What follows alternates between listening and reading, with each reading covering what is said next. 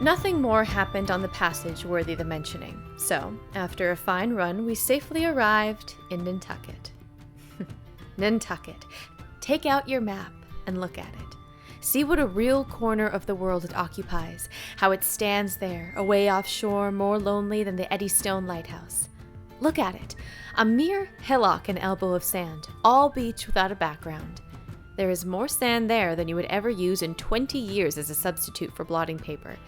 Some gay-some wits will tell you that they have to plant weeds there, they don't grow naturally, that they import Canada thistles, that they have to send beyond seas for a spile to stop a leak in an oil cask, that pieces of wood in Nantucket are carried about like bits of the true cross in Rome, that people there plant toadstools before their houses to get under the shade in summertime, that one blade of grass makes an oasis, 3 blades in a day's walk a prairie, that they wear quicksand shoes, something like Lapland or snowshoes, that they are so shut up, belted about every way enclosed, surrounded and made an utter island of by the ocean, that to their very chairs and tables small clams will sometimes be found adhering as to the backs of sea turtles.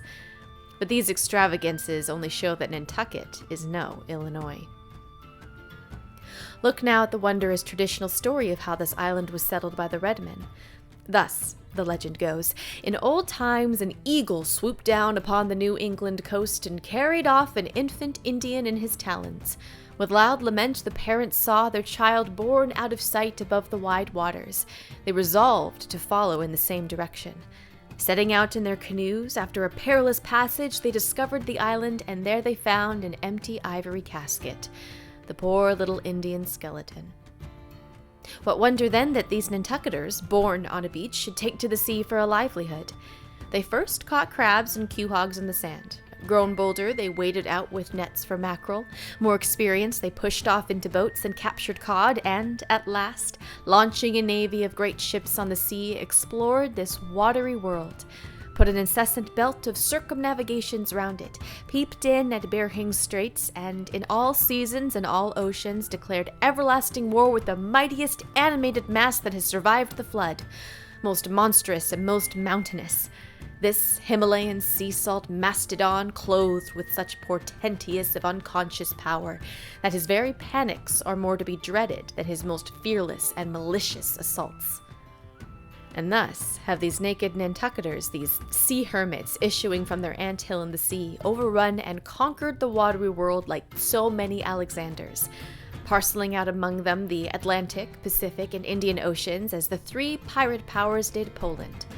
Let America add Mexico to Texas and pile Cuba upon Canada. Let the English overswarm all India and hang out their blazing banner for the sun. 2/3 of this terraqueous world are the Nantucketers, for the sea is his. He owns it, as emperors own empires, other seamen having but a right-of-way through it. Merchant ships are but extension bridges, armed ones but floating forts. Even pirates and privateers, though following the sea as highwaymen the road, they but plunder other ships, other fragments of the land like themselves, without seeking to draw their living from the bottomless deep itself. The Nantucketer, he alone resides and riots on the sea. He alone, in Bible language, goes down to it in ships, to and fro, plowing it to his own special plantation. There is his home. There lies his business, which a Noah's flood would not interrupt, though it overwhelmed all the millions in China. He lives on the sea as prairie cocks on the prairie. He hides among the waves. He climbs them as a cameo's hunter climbs the Alps.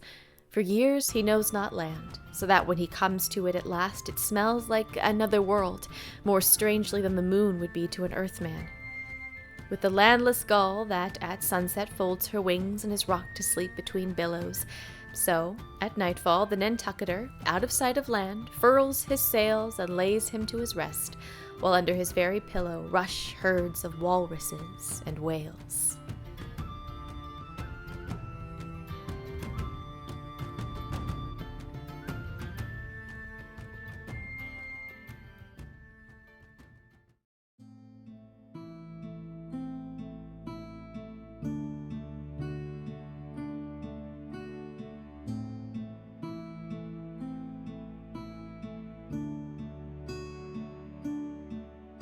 It was quite late in the evening when the little Moss came snugly to anchor and Queequeg and I went ashore, so we could attend to no business that day, at least none but supper and a bed. The landlord of the Spouter Inn had recommended us to his cousin Jose Hussey of the Trypots, whom he asserted to be the proprietor of one of the best-kept hotels in all Nantucket, and moreover he assured us that cousin Jose, as he called him, was famous for his chowders. In short, he plainly hinted that we could not possibly do better than try potluck at the Trypots. But the directions he had given us about keeping a yellow warehouse on our starboard hand till we opened to a white church to the larboard, and then keeping that on our larboard hand till we made a corner 3 points to the starboard, and that done, then asked the first man we meet where the place was.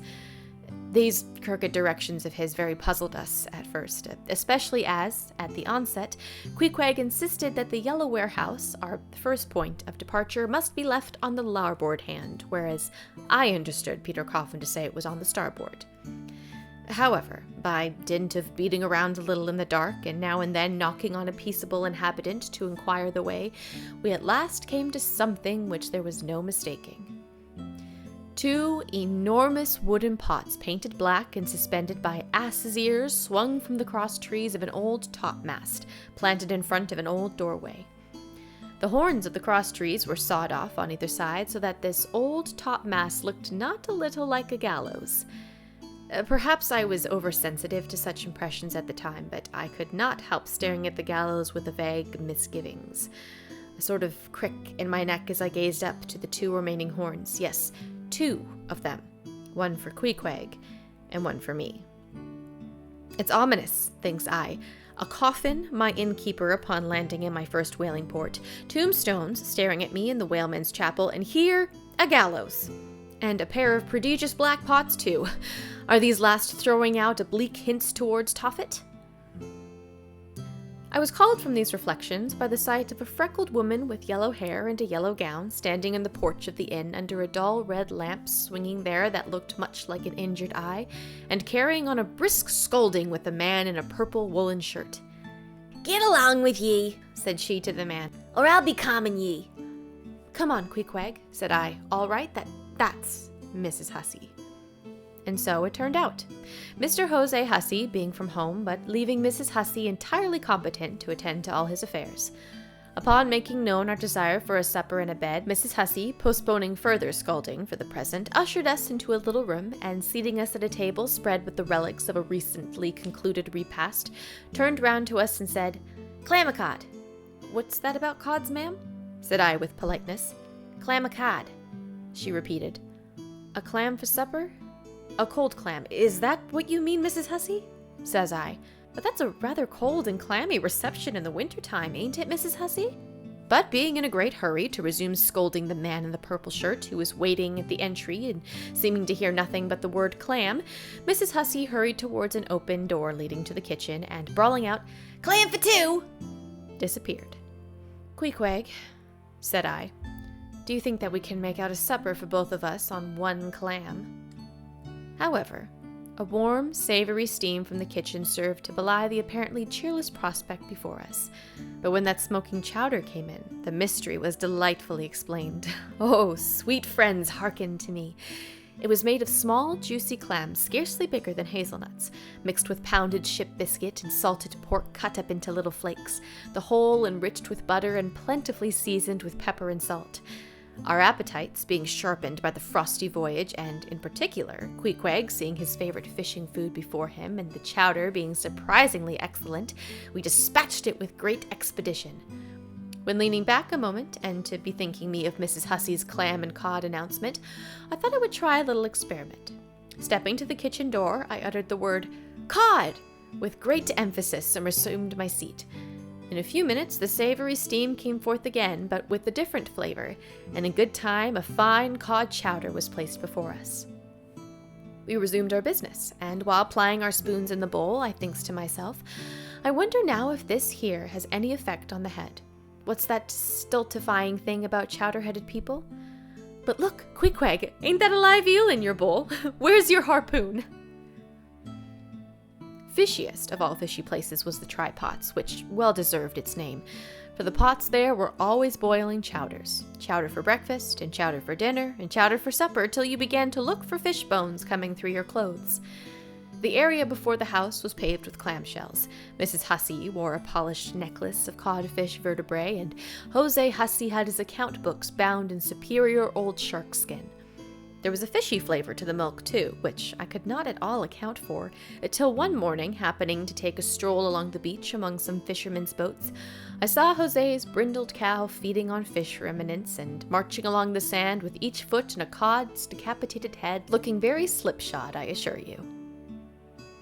Supper concluded, we received a lamp and directions from Mrs. Hussey concerning the nearest way to bed. But as Queequeg was about to precede me up the stairs, the lady reached forth her arm and demanded his harpoon.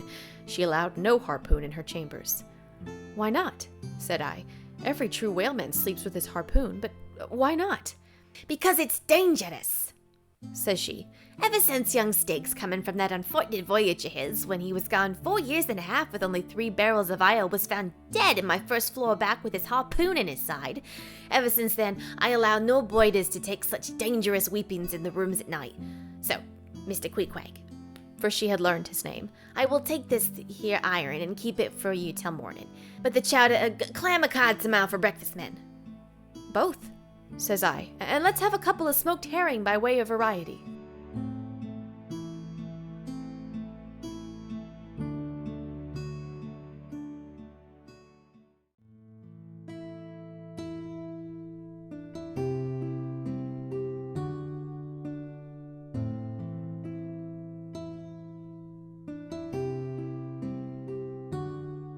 In bed, we concocted our plans for the morrow, but to my surprise, and no small concern, Queequeg now gave me to understand that he had been diligently consulting Yojo, the name of his black little god, and Yojo had told him 2 or 3 times over, and strongly insisted upon it every way, that instead of our going together among the whaling fleet in harbor, and in concert selecting our craft, instead of this, I say, Yojo earnestly enjoined that the selection of the ship should rest wholly with me, inasmuch as Yojo purposed befriending us, and, in order to do so, had already pitched upon a vessel which, if left to myself, I, Ishmael, should infallibly light upon for all the world as though it had turned out by chance, and in that vessel I must immediately ship myself for the present irrespective of Queequeg.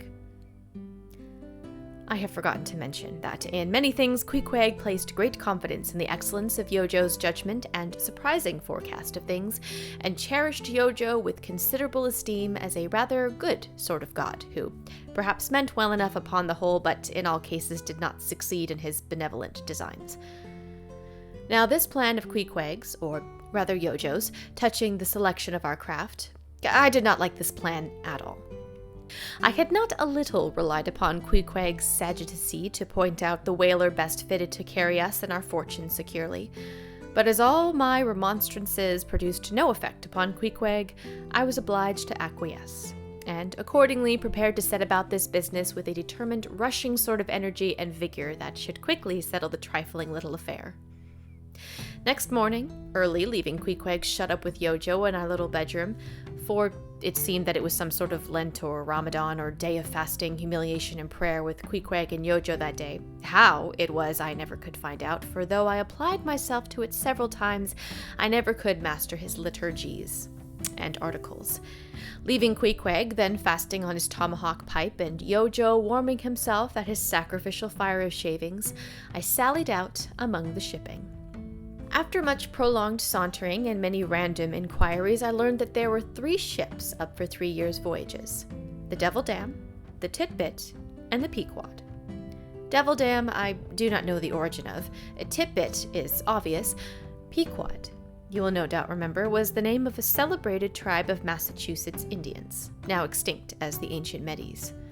I peered and pried about the Devil Dam from her, hopping over to Tit-Bit, and finally, going on board the Pequod, looked around her for a moment, and then decided that this was the very ship for us. You may have seen many a quaint craft in your days, for aught I know. Square-toed luggers, mountainous Japanese junks, butterbox galliots, and what not. But take my word for it, you never saw such a rare old craft as this same rare old Pequod. She was a ship of the old school, rather small, if anything, with an old-fashioned claw-footed look about her. Long seasoned and weather-stained in the typhoons and calms of all 4 oceans, her old hull's complexion was darkened like a French grenadier's who has alike fought in Egypt and Siberia. Her venerable bows looked bearded, her masts, cut somewhere in the coast of Japan where her original ones were lost overboard in a gale, her masts stood stiffly up like the spines of the 3 old kings of Cologne. Her ancient decks were worn and wrinkled like the pilgrim-worshipped flagstones in Canterbury Cathedral where Becket bled. But to all these her old antiques were added new and marvelous features pertaining to the wild business that for more than half a century she had followed. Old Captain Peleg, many years her chief mate before he commanded another vessel of his own and now a retired seaman and one of her principal owners of the Pequod, this old Peleg, during the term of his chief mateship, had built upon her original grotesqueness and inlaid it all over with a quaintness both of material and device unmatched by anything except it be Thorkill Hake's carved buckler or bedstead. She was apparelled like any barbaric Ethiopian emperor, his neck heavy with pendants of polished ivory. She was a thing of trophies, a cannibal of a craft trickling herself forth in the chased bones of her enemies.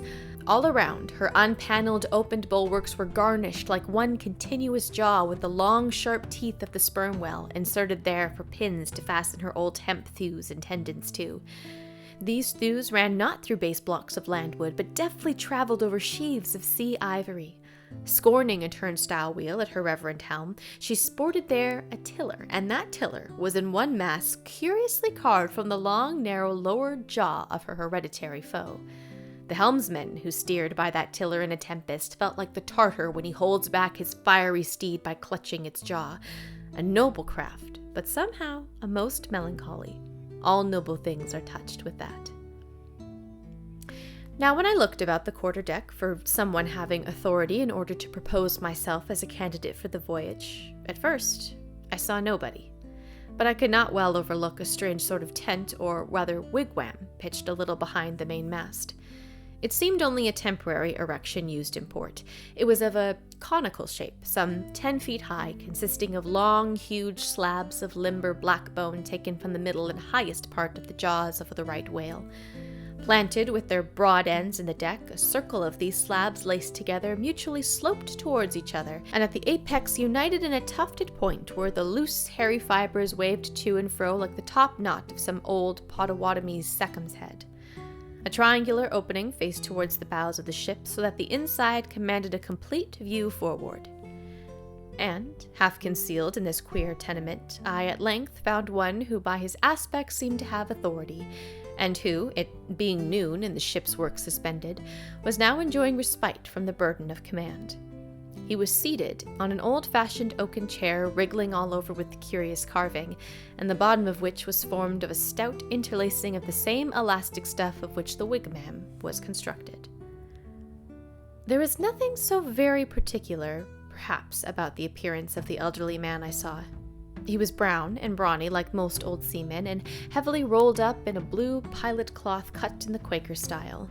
Only there was a fine and almost microscopic network of the minutest wrinkles interlacing round his eyes, which must have arisen from his continual sailings and many head galls and always looking to windward, for this causes the muscles round the eyes to become pursed together. Such eye wrinkles are very effectual in a scowl. Is this the captain of the Pequod?" said I, advancing to the door of the tent. "Supposing it be the captain of the Pequod, what dost thou want of him?" he demanded. "I was thinking of shipping." "Thou was thou? I see thou art no Nantucketer. Ever been in a stove boat?" "No, sir, I never have." "Dost know nothing at all about whaling, I dare say. Eh?" "Nothing, sir, but I have no doubt I shall soon learn. I've been several voyages in the merchant service, and I think Merchant service be damned. Talk not that lingo to me. Dost thou see that leg? I'll take that leg away from thy stern if ever thou talkest of the merchant service to me again. Merchant service, indeed. I suppose now you feel considerably proud of having served in those merchant ships. But flukes, man, what makes thee want to go a-whaling, eh? It looks a little suspicious, don't it, eh? Hast not been a pirate, hast thou? Didst not rob the last captain, didst thou? Dost not think of murdering the officers what thou gettest to sea? I protested my innocence to these things. I saw that under the mask of these half-humorous innuendos, this old seaman, as an insulated Quakerish Nantucketer, was full of his insular prejudices and rather distrustful of all aliens, unless they hailed from Cape Cod or the Vineyard. But what takes thee a-whaling? I want to know that before I think of shipping ye. Well, sir, I want to see what whaling is. I want to see the world. Want to see what whaling is, eh? Have ye clapped eye on Captain Ahab? Who is Captain Ahab, sir? I thought so. Captain Ahab is the captain of this ship. I'm mistaken then. I thought I was speaking to the captain himself. Oh, thou art speaking to Captain Peleg. That's who you're speaking to, young man.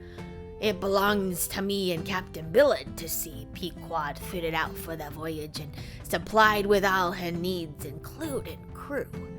We are part owners and agents. But as I was going to say, if thou wantest to know what whaling is, thou tellest ye do, I can put ye in a way of finding it out before ye bind yourself to it, past back it out. Clap eye on Captain Ahab, young man, and thou wilt find that he has only one leg. What do you mean, sir? Was the other one lost by a whale? Lost by a whale! Young man, come nearer to me. It was devoured, chewed up, crunched by the monstrous pramicidity that ever chipped a boat.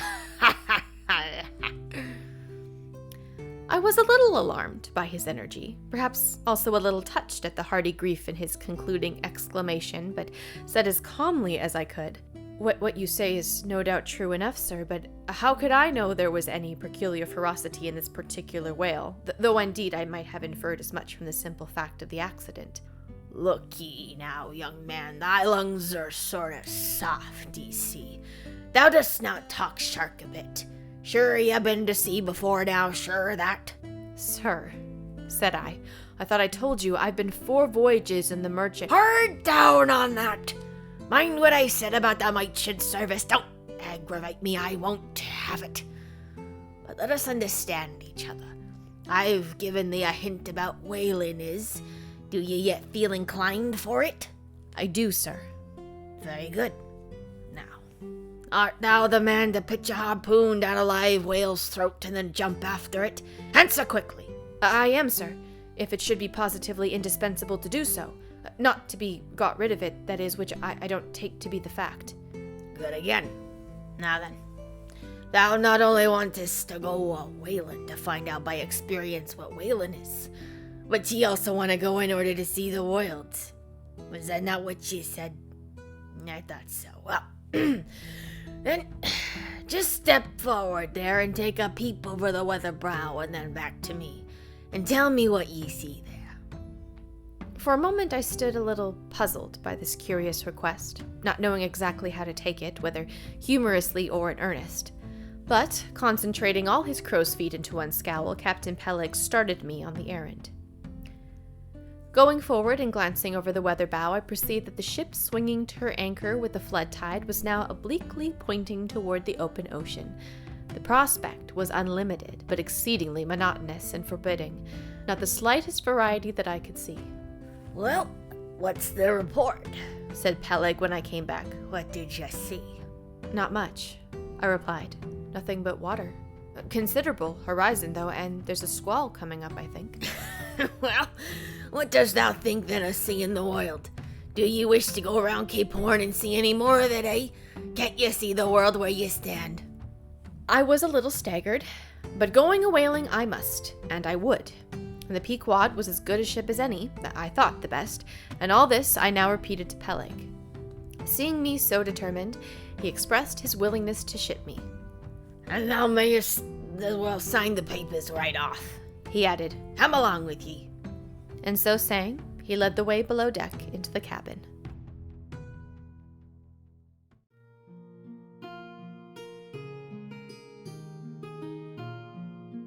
Seated on the transom was what seemed to me a most uncommon and surprising figure.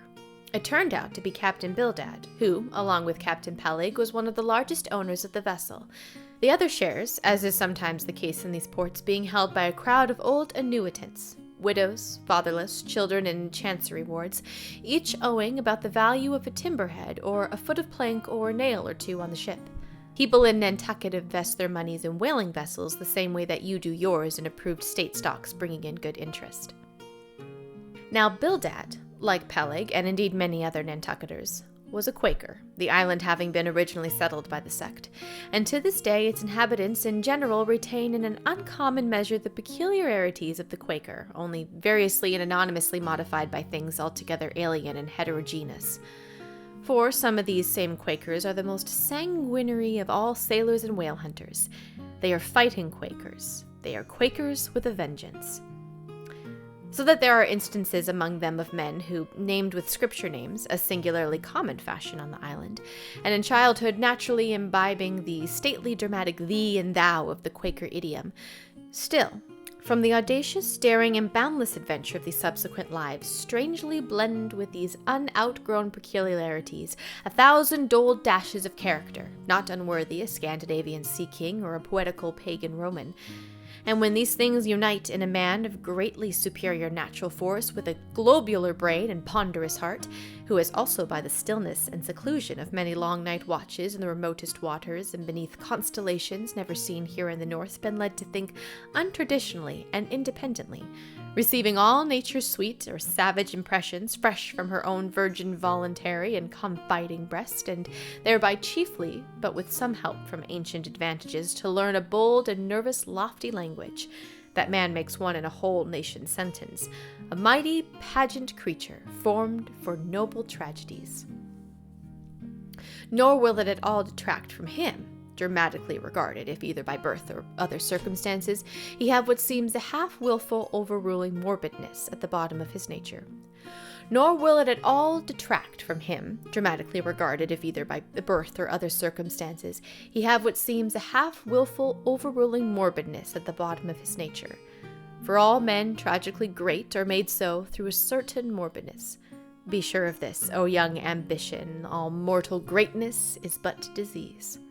But as yet we have not to do with such an one, but with quite another, and still a man who, if indeed peculiar, it only results again from another phase of the Quaker, modified by individual circumstances. Like Captain Peleg, Captain Bildad was a well-to-do retired whaleman, but unlike Captain Peleg, who cared not to rush for what are called serious things, and indeed deemed these self-same serious things the veriest of all trifles, Captain Bildad had not only been originally educated according to the strictest sect of Nantucket Quakerism, but all his subsequent ocean life and the sight of many unclad lovely island creatures round the Horn, all that had not moved this native-born Quaker one single jot, had not so much as altered one angle of his vest. Still, for all this immutableness, was there some lack of common courtesy about worthy Captain Bildad. Though refusing, from conscientious scruples, to bear arms against land invaders, yet himself had illimmutably invaded the Atlantic and Pacific. And though a sworn foe to human bloodshed, yet had he in his straight-bodied coat spilled tons upon tons of Leviathan gore. How now, in the contemplative evening of his days, the pious Bildad reconciled these things in the reminisce, I do not know. But it did not seem to concern him much, and very probably he had long since come to the sage and sensible conclusion that a man's religion is one thing, and this practical world quite another. This world pays dividends. Rising from a little cabin boy in short clothes of the drabbest drab to a harpooner in a broad shade-bellied waistcoat, from that becoming boat herder, chief mate and captain, and finally a ship owner, Bildad, as I hinted before, had concluded his adventurous career by wholly retiring from active life at the godly age of 60, and dedicating his remaining days to the quiet receiving of his well-earned income. Now Bildad, I'm sorry to say, had the reputation of being an incorrigible old hunk, and in his seagoing days a bitter hard taskmaster. They told me in Nantucket, though it certainly seems a curious story, that when he sailed the old Cattegat whaleman, his crew, upon arriving home, were mostly all carried ashore to the hospital, sore, exhausted, and worn out. For a pious man, especially for a Quaker, he was certainly rather hard-hearted, to say the least. He never used to swear, though at his men, they said, but somehow he got an inordinate quantity of cruel, unmitigated hard work out of them. When Bildad was a chief mate, to have his drab-colored eye intently looking at you made you feel completely nervous, till you could clutch something, a hammer or a marling spike, and go to work like mad at something or other, never mind what. Indolence and idleness perished before him. His own person was the exact embodiment of his utilitarian character. On his long, gaunt body he carried no spare flesh, no superfluous beard, his chin having a soft, economical map to it, like the worn map of his broad-brimmed hat. Such, then, was the person that I saw seated on the transom when I followed Captain Peleg down into the cabin. The space between the decks was small, and there, bolt upright, sat old Bildad, who always sat so and never leaned, and this to save his coat-tails. His broad brim was placed beside him, his legs were stiffly crossed, his drab vesture was buttoned up to his chin, and spectacles on his nose, he seemed absorbed in reading from a ponderous volume. Bildad! Cried Captain Peleg. At it again, Bildaddy. You've been studying those scriptures now for the last 30 years, to my certain knowledge. How far you got, Bildad? As if long habited to such profane talk from his old shipmate, Bildad, without noticing his present irreverence, quietly looked up, and seeing me, glanced again inquiringly toward Peleg. He says he's our man, Bildad, said Peleg. He wants to ship. Dost thee? Said Bildad in a hollow tone, and turning round to me. I dost, said I unconsciously. He was so intense a Quaker. What do you think of him, Bildad? Said Peleg. He'll do, said Bildad, eyeing me, and then went on spelling away at his book in a mumbling tone, quite audibly. I thought him the queerest old Quaker I ever saw, especially as Peleg, his friend and old shipmate, seemed such a blusterer. But I said nothing, only looking round him sharply. Peleg now threw open a chest, and drawing forth the ship's articles, placed pen and ink before me, and seated himself at a little table. I began to think it was high time to settle with myself at what terms I would be willing to engage for the voyage. I was already aware that in the whaling business they paid no wages, but all hands, including the captain, received certain shares of the profits called lays, and that these lays were proportioned to the degree of importance pertaining to the respective duties of the ship's company. I was also aware that being a green-handed whaling, my own lay would not be very large, but considering that I was used to sea, could steer a ship, splice a rope, and all that, I made no doubt that from all I had heard, I should be offered at least the 275th lay. That is, the 275th part of the clear net proceeds of the voyage, whatever that might eventually amount to. And though the 275th lay was what they call a rather long lay, yet it was better than nothing, and if we had a lucky voyage, might pretty nearly pay for the clothing I would wear out on it, not to speak of my 3 years' beef and board, from which I would not have to pay one stiver. It might be thought that this was a poor way to accumulate a princely fortune, and so it was, a very poor way indeed. But I am one of those who never take on about princely fortunes, and am quite content if the world is ready to board and lodge me, while I'm putting up with this grim sign of the thundercloud. Upon the whole, I thought that the 275th lay would be about the fair thing, but would not have been surprised if I had been offered the 200th, considering I was of broad-shouldered make. But one thing, nevertheless, that made me a little distrustful about receiving a generous share of the profits was this. Ashore, I had heard something of both Captain Peleg and his unaccountable old crony Bildad, how that they, being the principal proprietors of the Pequod, therefore the other and more inconsiderable and scattered owners, left nearly the whole management of the ship's affairs to these two.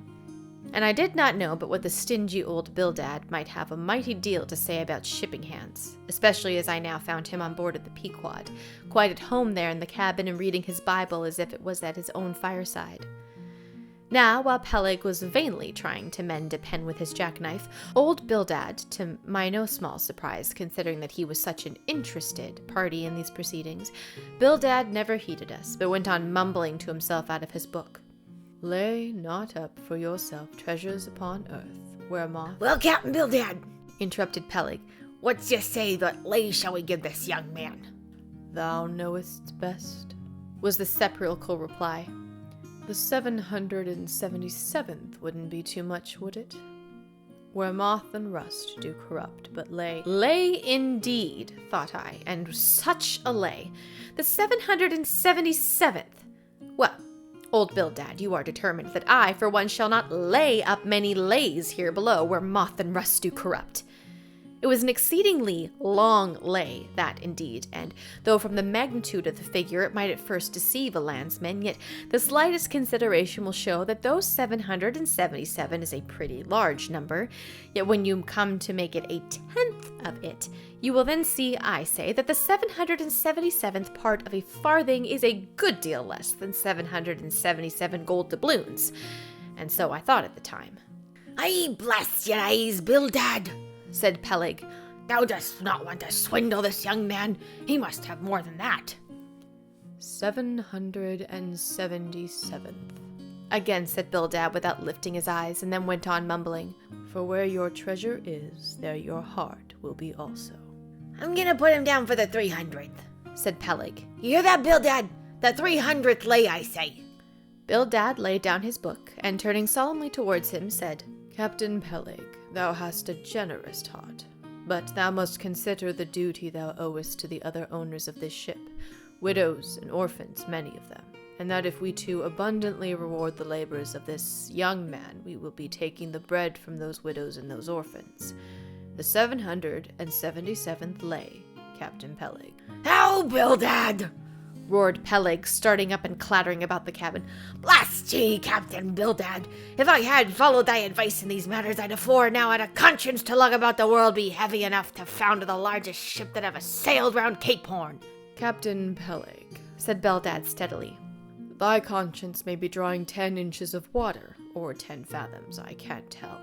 But as thou art still an impertinent man, Captain Peleg, I greatly feared lest thy conscience be but a leaky one, and will in the end sink thee foundering down the fiery pit, Captain Peleg. Fiery pit! Fiery pit! Ye insult me, man! Past all ye natural barons, ye insult me! It's an all-fired outrage to tell any human creature that he's bound to hell. Flukes and flames!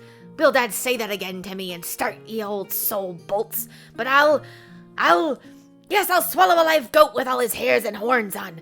Out of the cabin, ye canting, drab-colored son of a wooden gun, and straight wake with ye. As he thundered out this, he made a rush at Bildad, but with marvelous oblique sliding celerity, Bildad, for that time, eluded him.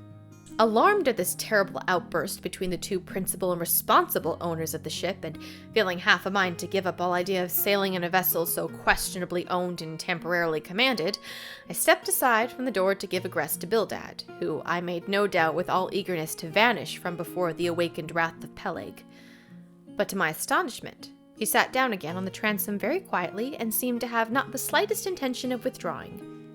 He seemed quite used to impertinent Peleg and his ways. As for Peleg, after letting off his rage as he had, there seemed no more left in him, and he too sat down like a lamb, though he twitched a little as if still nervously agitated. Phew! He whistled at last. The squall's gone off to leeward, I think. Bildad, thou used to be a sharpening a lance. Mend this pen, will ye? My jackknife here needs the grindstone. That's he. Think ye, Bildad. Now then, young man, Ishmael's thy name, didn't you say? Now then, down go here, Ishmael, for the 300th lay.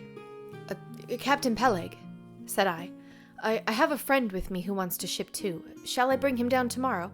To be sure, said Peleg. Fetch him along and we'll look up at him. What lay does he want? Groaned Bildad, glancing up from his book at which he had again been burying himself. Oi, never thee mind about that Bildad, said Peleg. Has he ever whaled at any? Turning to me. Killed more whales than I can count, Captain Peleg. I'll bring him along then. And after signing the papers, off I went, nothing doubting but that I had done a good morning's work, and that the Pequod was the identical ship that Yojo had provided to carry Queequeg and me round the Cape. But I had not proceeded far when I began to bethink me that the captain with whom I was to sail yet remained unseen by me. Though, indeed, in many cases a whale ship will be completely fitted out to receive all her crew on board ere the captain makes himself visible by arriving to take command. For sometimes these voyages are so prolonged and the shore intervals at home so exceedingly brief that if the captain have a family or any absorbing concernment of that sort, he does not trouble himself much with his ship in port, but leaves her to the owners till all is ready for sea. However, it is always as well to have a look at him before irrevocably committing yourself into his hands. Turning back, I accosted Captain Peleg, inquiring where Captain Ahab was to be found. And what dost thou want of Captain Ahab? It's all right enough. Thou art shipped. Yes, but I should like to see him. I don't think thou will be able to at present. I don't know exactly what's the matter with him, but he keeps close inside the house, sort of sick, and he don't look so. In fact, he ain't sick, but no, he ain't well either. Anyway, young man, he won't always see me, so I don't suppose he will see thee. He's a queer man, Captain Ahab, so some think, but a good one. Oh, thou like him well enough. No fear, no fear. He's a grand, ungodly, godlike man, Captain Ahab, that doesn't speak much, but when he does, that you may well listen. Mark ye, be forewarned, Ahab's above the common. Ahab's been in colleges as well as among the cannibals, been used to deeper wonders than the waves, fixed his fiery lance in mightier stranger foes than the whales. His lance, the keenest and the surest in all out of the isles. Oh, he ain't Captain Bildad, no, he ain't Captain Peleg, he's Ahab, boy. And Ahab of old, thou knowest, was a crowned king. And a very vile one. When that wicked king was slain, the dogs, did they not lick his blood? Come hither to me. Hither, said Peleg with a significance in his eyes that almost startled me. Look ye, lad, never say that on board the Pequod. Never say it anywhere. Captain Ahab did not name himself. 'Twas a foolish, ignorant whim of his crazy widowed mother who died when he was only a 12-month-old, and yet the old squaw tits and grey-head said that the name would somehow prove prophetic. And perhaps other fools like her may tell thee the same. I wish to warn thee, it's a lie. I know Captain Ahab well. I sailed with him as mate years ago. I know what he is. A good man. Not a pious good man like Bildad, but a swearing good man. Something like me, only there's a good deal more of him.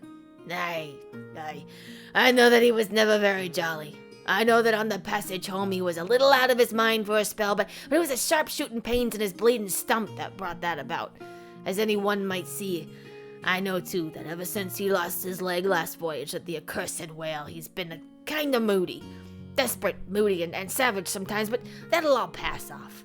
And once for all, let me tell thee, and assure thee, young man, it's better to sail with a moody good captain than a laughing bad one. So goodbye to thee, and wrong not Captain Ahab, because he happens to have a wicked name.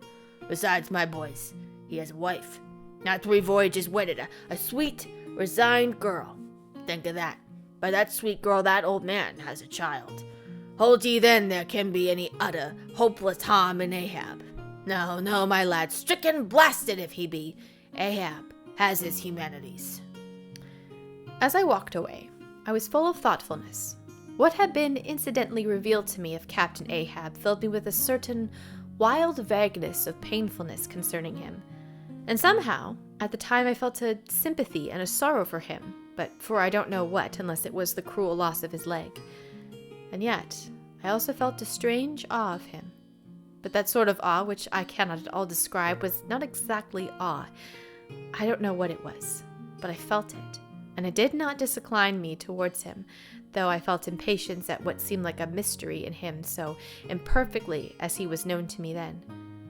However, my thoughts were at length carried in other directions, so that for the present, dark Ahab slipped my mind.